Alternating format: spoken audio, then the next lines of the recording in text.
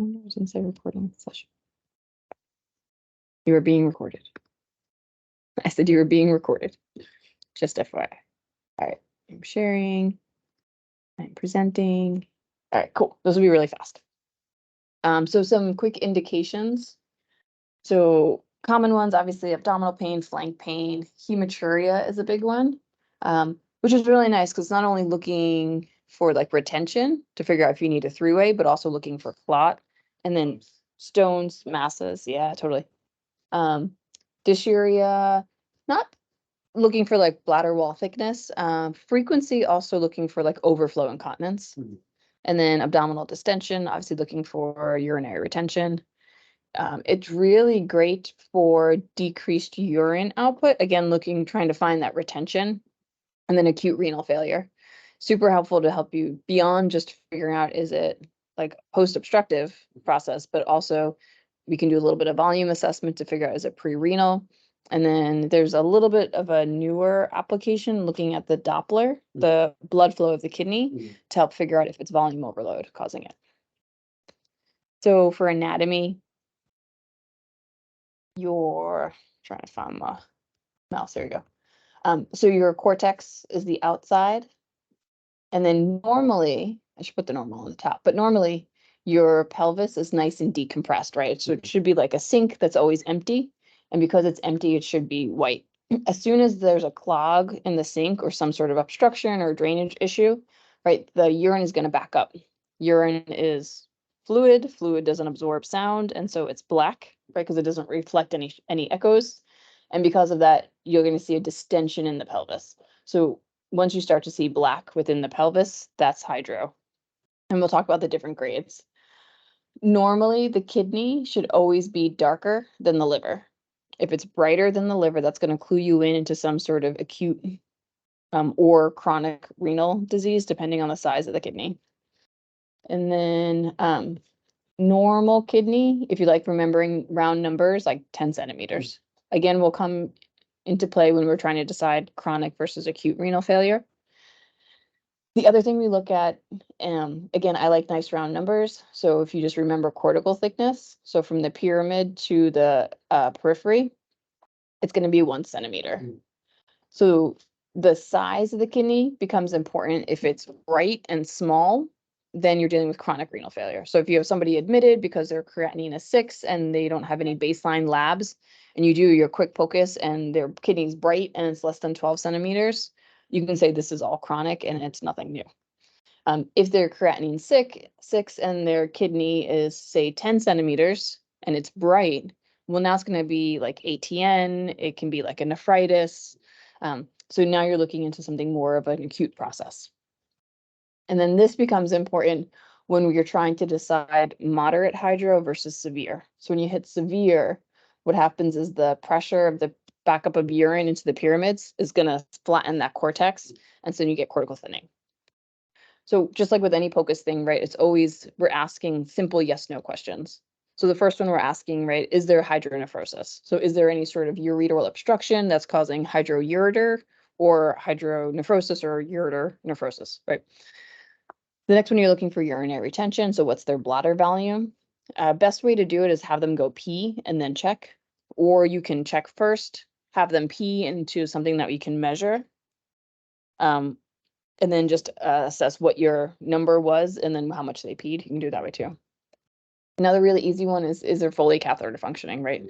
So all the times you get called, or maybe not you anymore, but the residents get called because their Foley's not draining. So is it they're not making urine or are they obstructed? So this is a really easy way to tell. And then if they're coming in with like gross hematuria, are there clots in the bladder, right? Is a 3-way going to be beneficial for this patient, or are you just putting them through like torture for really no reason? Technique, you guys should know pretty well by now. So mostly the curvilinear, you can use the phased array probe marker. This is a weird picture, but this is their head up here. So probe marker up towards the head, just like we do our fast on our side. And then left side is the same probe marker up towards the head as well. And I go into it in the next few slides, but because it is an organ study, we always do 2 views. So long view and then short view. Yep, perfect. And then because the organ is still, our probe is fanning through it, so we can see it from the beginning to the end.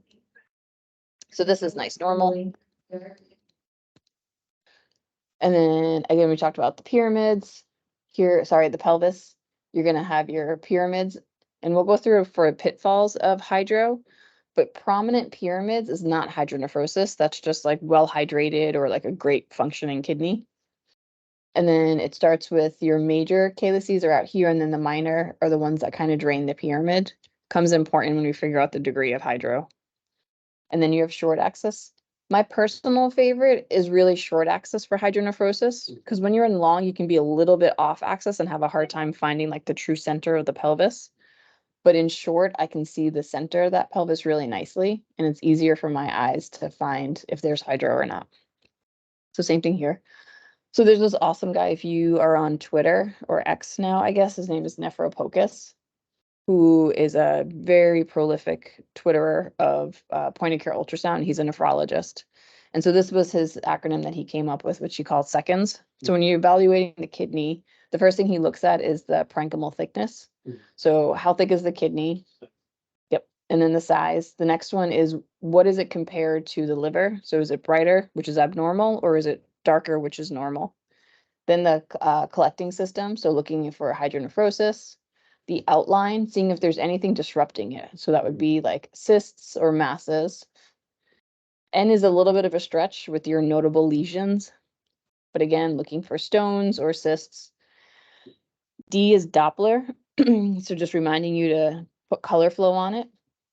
And then S is surroundings. So looking if there's anything like perinephric fluid collections, or if there's anything going on like around the ureter. All right, so we're going to go through some pathology.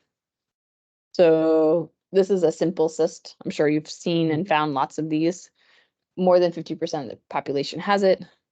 It has pretty distinct borders. It's anechoic. It's rounded in shape. And it has the posterior acoustic enhancement, right? So it's a little bit brighter, deep to that cyst, telling you it's fluid filled. Super common.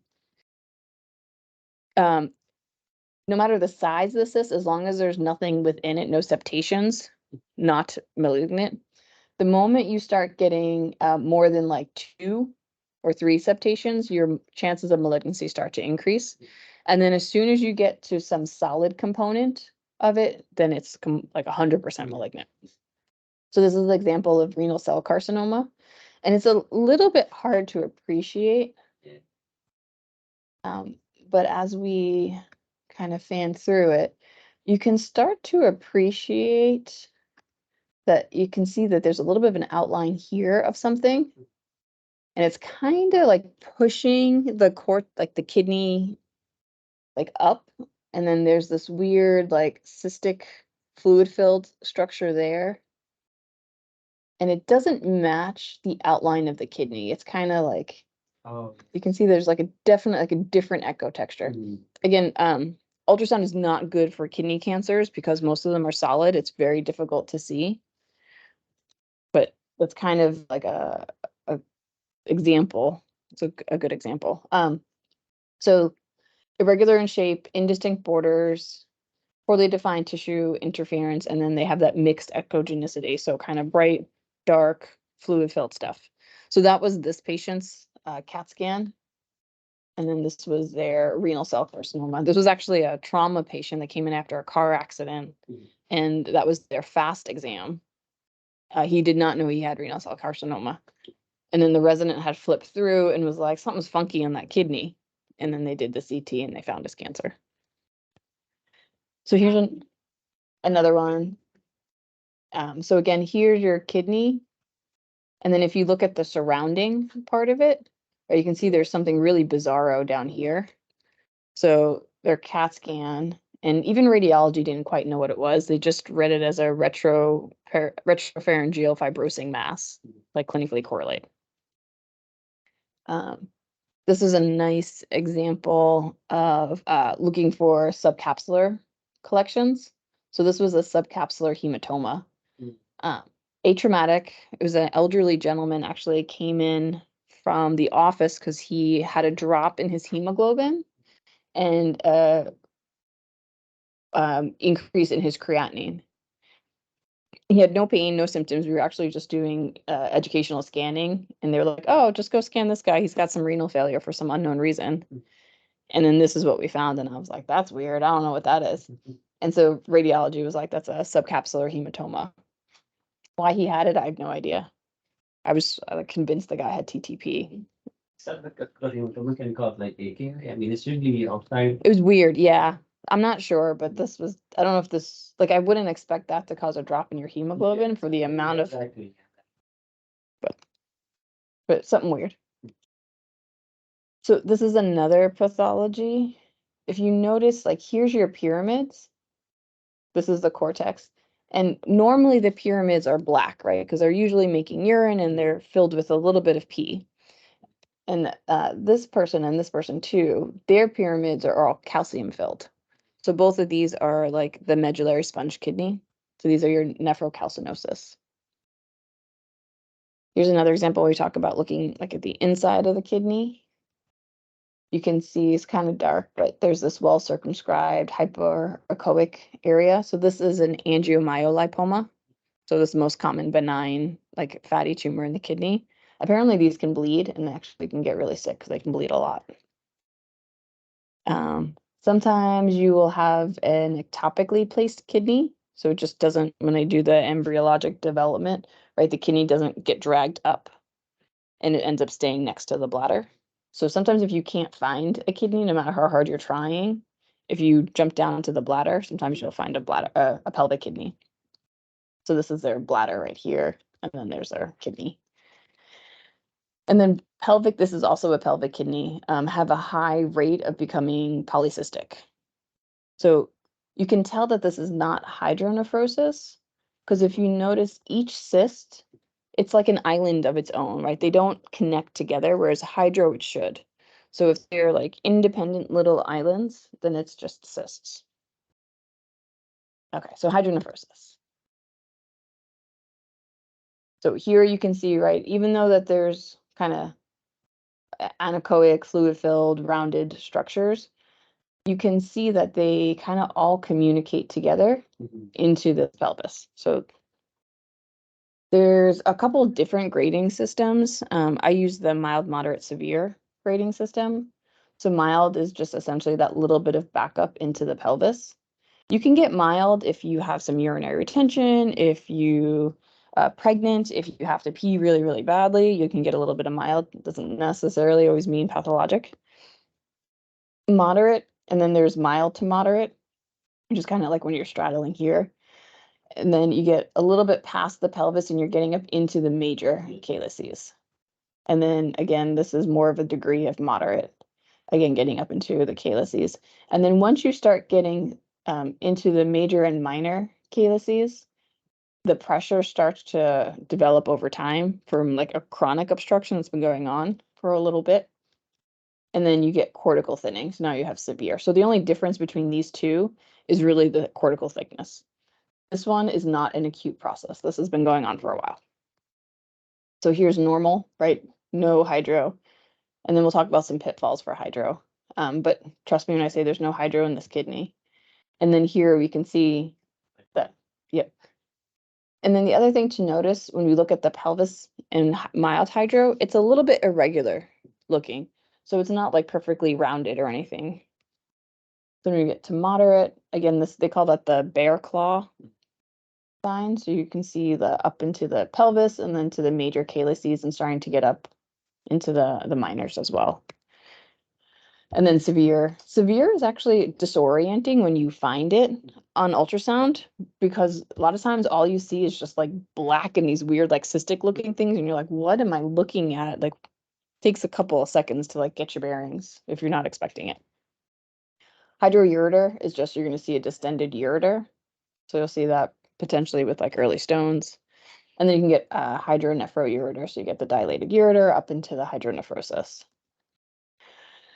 The other thing I really love looking at kidney ultrasounds for is like you're sick or sicker than you would expect for like the urinary tract infection. So like, Nana from the nursing home with a white count of 25 and a dirty urine, who's maybe borderline hypotensive.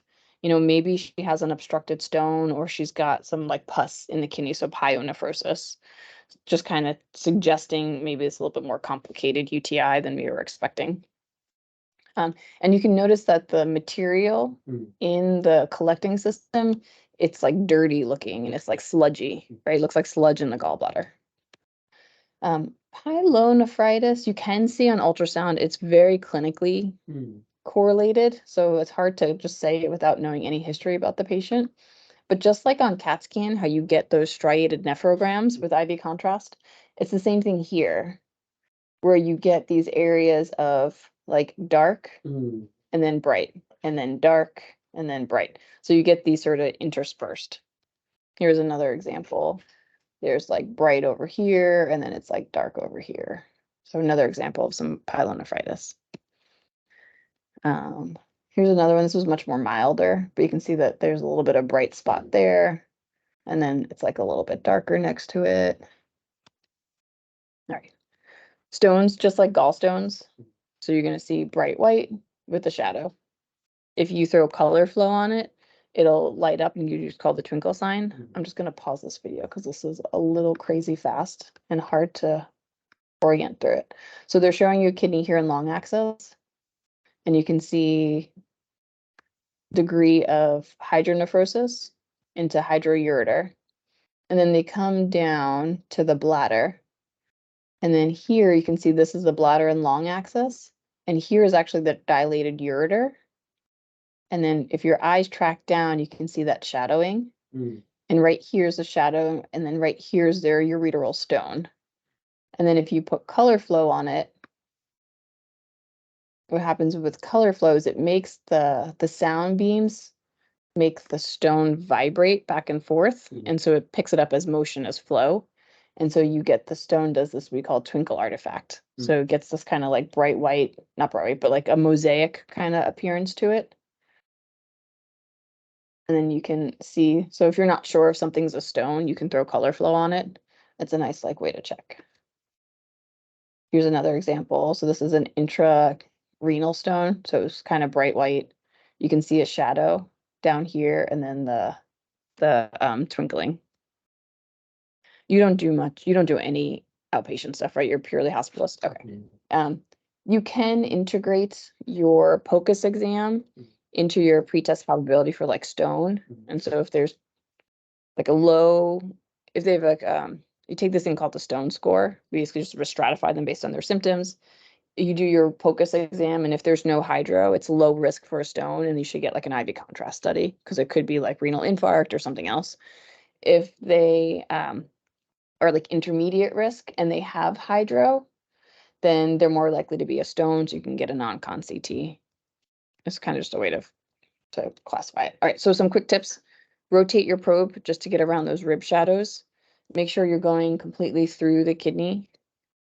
For a renal study, you should always do both kidneys, long and short.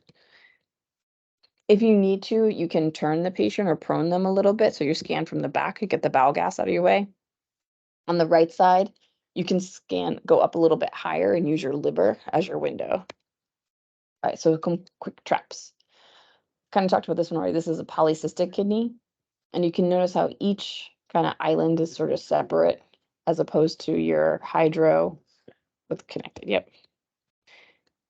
The other one is your parapelvic cyst, and I've seen radiology get tricked by this, and I've definitely been tricked by this. And if you notice this one, see how it's kind of well circumscribed and it's kind of more rounded, whereas this one, this is hydro here, it's kind of more irregular shaped and like migrating up towards the pyramids. So this one's a parapelvic cyst. So super common. This is another example. You can see this with like an extra renal pelvis too. And again, if this was hydro, it really like wouldn't make clinical sense for it to only have urine like this part, but nothing into this pelvis, right? Like it doesn't work that way. So again, well circumscribed, it's kind of rounded, doesn't spread to the entire pelvis, so it's also a cyst. So another common kind of mistake pitfall. Young healthy kidneys. So if you do like scanning on younger people, well hydrated, they will have really prominent vasculature. And so when you're not sure, ooh, I forgot to put up the EADS login, sorry. When you're not sure, just throw color flow over it, and then you'll figure out if what you're looking at is vasculature or not. And then also well hydrated people will have, and young kids and younger people will have prominent pyramids. So this is not hydro. This is just like normal urine formation within the kidney kind of going into the pyramids. So some false positives, extrarenal pelvis, right? If you're really full bladder, pregnancy, reflux, all those we'll call it. All right, cool. Bladder. So we do this for our fast. So transverse, probe marker to the right. Again, we're going to tip down into the pelvis. And then in men, you get like the seminal vesicles right here, and then you can see the prostate. And then you want to flip to long. Again, make sure that your probe is rocked. So you're looking down into the pelvis with your beam. And then again, you're just going to sort of sweep side to side. So other things you want to look for, right, are any like masses, tumors, collections within the bladder. You can look at the thickness of the bladder wall. It can suggest either like chronic obstructions or like a cystitis. Yep. It's hard to tell mass versus clot. So some things you can do is you can have the patient roll and see if it moves, or you can throw color flow. The best actually flow is what we call color power Doppler. So it doesn't tell you directionality of flow, it just picks up flow and it's much more sensitive. So it'll pick up lower flows. If you put that in there, then if there's intrinsic flow, it's a mass. The other thing I like using it for is looking at prostates, especially if someone's coming in with like urinary retention. So this is like a giant prostate. And yeah, and it's huge and it's like bulging into their bladder. And then there's not like a great view of it, but you can kind of, that's maybe it's okay. You can kind of see like the wall of the bladder looks kind of thickened. So again, goes along with that like large prostate that they're pushing against. So I would not be surprised. Yeah, here's a good example, right? I wouldn't be surprised if this patient came in with like urinary retention. I have a clear source for it. Urine jets are kind of more of a fun party trick. It becomes useful if they have hydro, trying to figure out if like if they have a kidney stone, is it obstructive or not? The absence of a jet really gives you no information, but if you see a jet, then that means like urine is getting around the obstruction. So you just put color flow over where the trigone is, and so you just try to find where the bladder sort of folds up and then folds back down again. And then you're just looking for color flow going into the bladder. And it's red because it's going up towards the probe. So just sort of a fun party trick. They take forever to find and you have to wait like up to 10 minutes. So sometimes you can get lucky and you'll find like a ural stone right there. So you can see that the stone is non-obstructing because urine's like getting through. And then that twinkle sign, that's your stone. There's your hydro right there. And then you can see they have a really strong jet on the other side. Bladder volume, this is super helpful, especially for the floors if you can't find a bladder scanner and you need to know how much pee is in there. The way I like to remember, so they all get multiplied by each other. So it doesn't really matter what's length, width, or height, but transverse, so T for transverse, so top and bottom. So top and across, that makes a T. And then you switch to long axis, so L is just like a 1, and you're just measuring it in the longest diameter. So from corner to like midpoint and whatever like the longest, because this is longer than here. So you just want whatever's longer. And then you just multiply them all together. The machine it's usually a calculator on the machine, but it will spit out a coefficient based on the shape of the bladder, but 0.7 is sort of a nice generic number you can use if you have to manually calculate it. All right, we're almost done. Foley catheter. Okay, Foley catheter valve. So a clogged catheter, essentially you're going to see a distended bladder with the balloon sort of floating. This is just a mirror artifact down here from the balloon. That's not part of the catheter. And then you can see on the side, you can actually see all the sediment. So I can like clearly understand why this person has this obstruction. If your catheter is functioning, right, you're just gonna have a decompressed bladder around the balloon. So that person needs like blood work and fluids, maybe. Malpositioned, you just don't see the catheter at all, or you don't see the balloon. So it's probably in the prostatic urethra for this patient.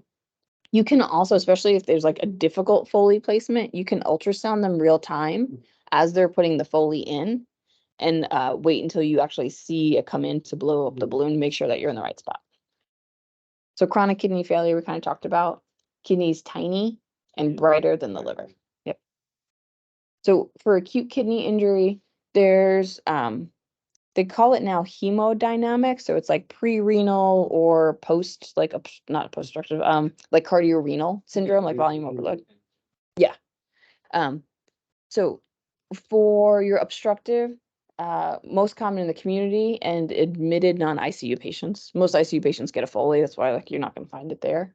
But typically it's just like a very distended bladder. And my unofficial way to tell is if I put the probe up by their belly button and found their bladder, they are in retention. They don't always have to have hydro with retention.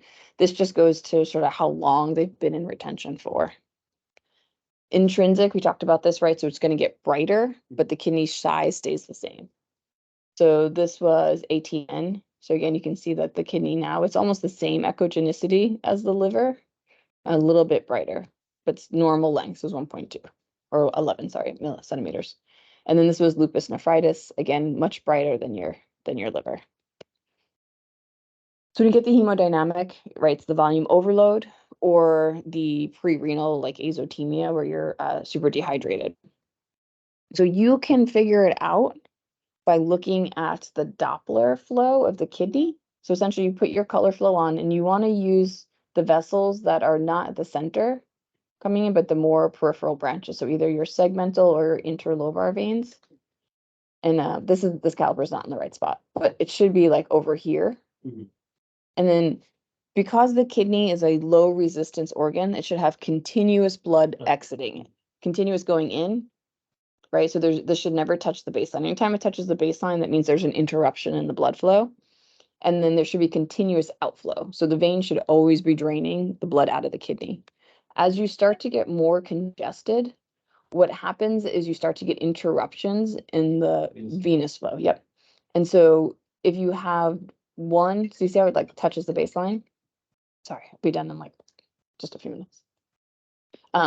You can see how here this kind of comes up. There's a little bit of a notch there, but it doesn't come all the way up, but it touches like once the baseline in this cardiac cycle. So this is your systole, that's diastole. This is your full cardiac cycle. And then this one, it touches twice within that cardiac cycle. And then this is severe and it just touches once. So there's only flow exiting the kidney during diastole. That's when the pressure is finally low enough in the kidney that it can finally like exit. The way you do it, again, you just put color flow on and then you throw spectral Doppler onto one of the vessels. And the arteries and veins run together, so it doesn't matter where you're exactly sampling. You just want to be on an area with flow. So if you're hypovolemic, right, you would do your IVC. You get your CVP off that. So if it's small, less than 2 centimeters, and there's more than 50% respiratory variation, and then you throw your color flow on, you get your Doppler, and there's no interruption in flow, then I'd want to give that patient fluids, right? Assuming that the kidney is darker than the liver, so it's telling me that there's probably no intrinsic etiology to it. If they're hypervolemic, right, their IVC is going to be more than 2 centimeters. There's going to be minimal respiratory variation. And then when you do your Doppler gate on the periphery, you're going to start to see interruptions in flow. Yep. And then we can kind of skip this. This is just showing like what parts systole and diastole. And that's one cardiac cycle. And so you can see that there is an interruption in flow. And the more times you get that interruption, the more severe. And then here, there's only flow happening during diastole, so that's severe. So this person would need Lasix. So if you want to be a little more academic as to figure out Lasix or fluids for these people, because I know sometimes I don't know. I'm like, I don't know, what do I do? Mhm. Just let medicine figure it out because I'm not that smart. All right, we're gonna do a really quick case. This is a gentleman who comes in 4 months of intermittent right flank pain and hematuria. His no baseline labs and his creatinine's elevated. So you come and you do your POCUS. And so what do you think about that kidney? Yeah, what degree? Yeah, excellent. And then that's short axis. So we have severe, I didn't put a side, but I think that was the right side. So then we go to the left side. And so what do you think about this one? Talking and molecular instability is mild, maybe mild. Yeah, Yes. yeah, I agree. So we've got severe on the right, but mild on the left, which is then going to kind of clue you into there's something going on probably in the bladder. So now we scan down to the bladder, and this is what you see. So what do you think this is? This is long access on the bladder. And the floating there, I think it's kind of stone there or it's mass. It's a mass. Yeah. Yeah. I mean, we should get both. Yes, we should see it. Yep. Yeah. As you can see, I was kind of like eating Mm. into the bladder there. And it's like mixed echogenicities. There's bright, there's like darker, there's kind of like fresh looking, maybe urine, blood in there, and quite large. Yep. So, and the separate, like I was waiting a very long time for his CAT scan and was like, Mhm. he's like, I think I'll just come back later. And so we were like, all right, well, let's just do a quick scan. And they're like, no, nope, you have to stay. So minimum views, both kidneys long and short, bladder long and short. Cool. That's all I got. Nice and short. I forgot to put up the link for EAD, so let me throw that up. If I can find where my mouse went to. Sorry.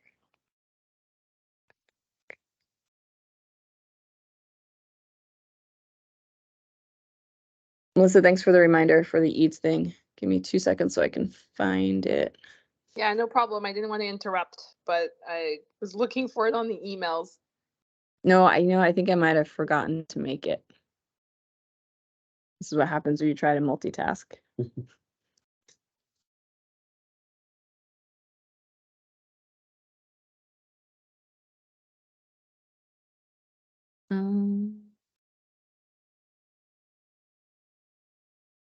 Nope.